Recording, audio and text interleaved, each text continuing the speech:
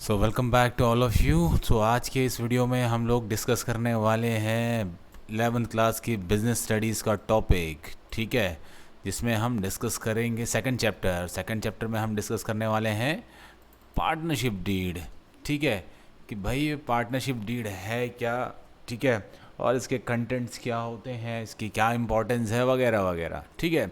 सो जल्दी से स्टार्ट करते हैं आज का ये टॉपिक, लेकिन उससे पहले जल्दी से चैनल को सब्सक्राइब कर लीजिएगा अगर आपने चैनल को सब्सक्राइब नहीं किया है तो, और अगर वीडियो पसंद आए तो लाइक ज़रूर करिएगा, अपने फ्रेंड्स के साथ शेयर ज़रूर करिएगा। So let's start. देखिए ये है आपके सामने एक ओरिजिनल पार्टनरशिप डीड, इस तरह से होती है एक ओरिजिनल पार्टनरशिप डीड। यहाँ पर अगर आप देख रहे होंगे आपके सामने है, इस तरफ देखिए पार्टनर्स के नाम है, एज है, ठीक है, उनके डिटेल्स हैं, ये देखिए यहाँ पर भी नाम है, एज है, फिर बोलते हैं कि किस तरह की पार्टनरशिप है, ठीक है, बोलते हैं आपको भी पता है, देखिए पार्टनरशिप एट विल, ठीक, हम डिस्कस कर चुके हैं कितनी तरह की पार्टनरशिप होती है, वो भी यहाँ पर मेंशन है, ठीक है। अच्छा, ऑब्जेक्टिव क्या है पार्टनरशिप का, तो सब कुछ इसमें मेंशन होता है, ठीक। देखते हैं और क्या क्या चीज़ें रहती हैं, ठीक।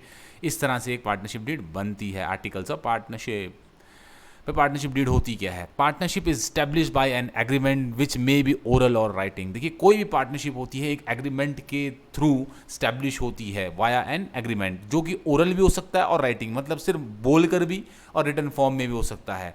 It is always better to have an agreement in writing to avoid any dispute. देखिए ये आपको प्रेफर किया जाता है कि हमेशा एक एग्रीमेंट है, जो पार्टनरशिप एग्रीमेंट है, वो रिटर्न में होना चाहिए, ठीक है, ताकि कोई भी अगर इन फ्यूचर कोई डिस्प्यूट होता है पार्टनर्स के बीच में, ठीक है, या कोई भी और चीज़ होती है, तो आपके पास एक एविडेंस रहे, ठीक है।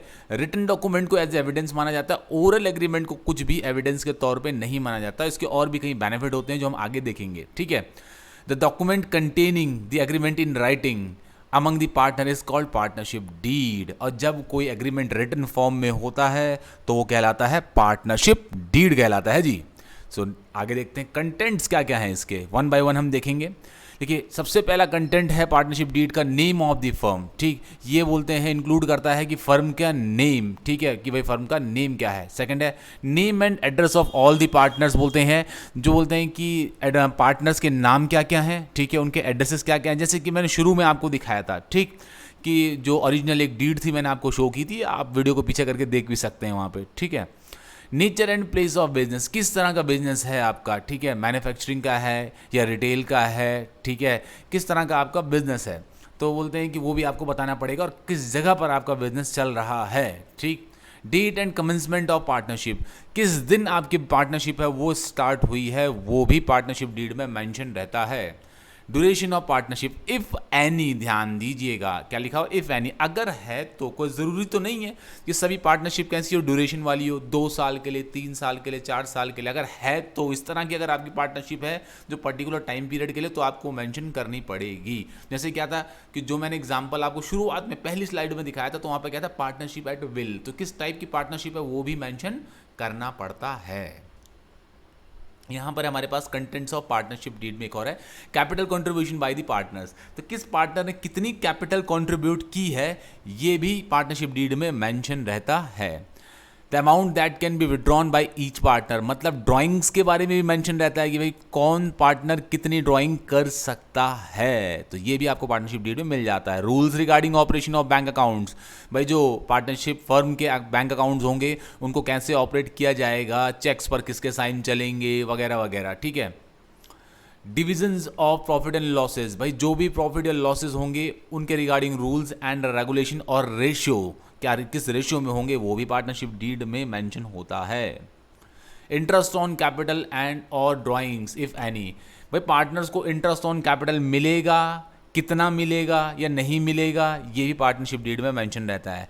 पार्टनर की ड्राइंग्स पर उनसे इंटरेस्ट लिया जाएगा या नहीं लिया जाएगा, लिया जाएगा तो कितना लिया जाएगा, तो ये भी पार्टनरशिप डीड में मेंशन रहता है, ठीक है। अब interest on partners loan to the firm, भाई पार्टनर भी फर्म को लोन दे सकता है, ठीक है, ये बात ध्यान में रहे। तो अगर पार्टनर फर्म को लोन देता है तो उसके लोन पर फर्म उसको कितना परसेंट इंटरेस्ट देगी, ठीक है, ये भी यहाँ पर मेंशन होता है, क्लियरली मेंशन रहता है यहाँ पर, ठीक है, कि अगर किसी पार्टनर ने पार्टनरशिप फर्म को लोन दिया है तो उसको बोलते हैं कितना इंटरेस्ट ऑन लोन मिलेगा, उसके लोन पर उसे कितना इंटरेस्ट मिलेगा। नेक्स्ट है सैलरी, कमीशन एक्सेट्रा। अगर बोलते हैं कि भाई पार्टनर्स को सैलरीज भी मिल सकती है, कमीशन भी मिल सकती है, अगर पार्टनरशिप डीड में मेंशन हो तो, और अगर मिलनी है तो कितनी मिलेगी और किसको मिलेगी, ये भी पार्टनरशिप डीड में ही मेंशन होता है। नेक्स्ट है detail of division of work among the partners. भाई कौन क्या क्या काम करेगा, नीचे आपको दिख रहे हैं ना 3 लोग, भाई कौन परचेज का काम करेगा, कौन प्रोडक्शन का काम देखेगा, कौन सेल्स का काम देखेगा, तो किसकी क्या क्या ड्यूटी रहेगी। ठीक है, ये सारे काम मतलब क्या है, डिवाइड कर दिए जाते हैं कहाँ पर, पार्टनरशिप डीड में ही। नेक्स्ट है एसेटेनमेंट ऑफ गुडविल। भाई 12th में आप पढ़ेंगे वैल्यूएशन ऑफ गुडविल, अकाउंटेंसी में एक चैप्टर आपने पढ़ना है, तो वहाँ पर अलग अलग मेथड्स होते हैं, तो कौन सा मेथड हम अडॉप्ट करेंगे, बोलते हैं जब कोई नया पार्टनर आएगा पार्टनरशिप में, जब कोई पार्टनर रिटायर होगा और किसी पार्टनर की डेथ होगी। ठीक है, तो इन टाइम्स पर बोलते हैं हम गुडविल को वैल्यू करने के लिए, गुडविल का वैल्यूएशन के लिए कौन सा मेथड है वो अडॉप्ट करेंगे। ठीक, तो ये भी पार्टनरशिप डीड में मेंशन रहता है।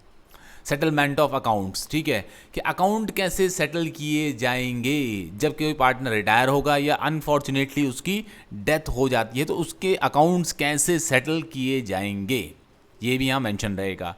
ठीक है, या फर्म जब बोलते हैं डाइल्यूट होगी, मतलब क्लोज, देख रहे हैं ना क्लोज लगा हुआ है शटर पे, तो जब फर्म क्लोज होगी तो उस टाइम पर कैसे सेटल किए जाएंगे अकाउंट्स, ये भी पार्टनरशिप डीड में मेंशन रहता है। Next provision relating to the maintenance and audit of accounts. भाई ऑडिट मतलब होता है कि ये चेक करना, कि कंपनी के अकाउंट्स चेक करना कि भाई जो कंपनी के अकाउंट्स हैं वो जो अकाउंट्स के रूल्स और रेगुलेशंस हैं उनके अकॉर्डिंग बने हैं या नहीं बने हैं, इस चीज़ को चेक करने को ही ऑडिट कहा जाता है, और ये ऑडिट करवाना कंपलसरी है हर कंपनी के लिए। ठीक है, तो भाई किस तरीके से ऑडिट होगा किसी हमारी कंपनी का, ठीक है, तो इससे रिलेटेड बोलते हैं रूल्स एंड रेगुलेशंस भी पार्टनरशिप डीड में मेंशन होते हैं। प्रोविजन फॉर बोलते हैं arbitration in the event of dispute.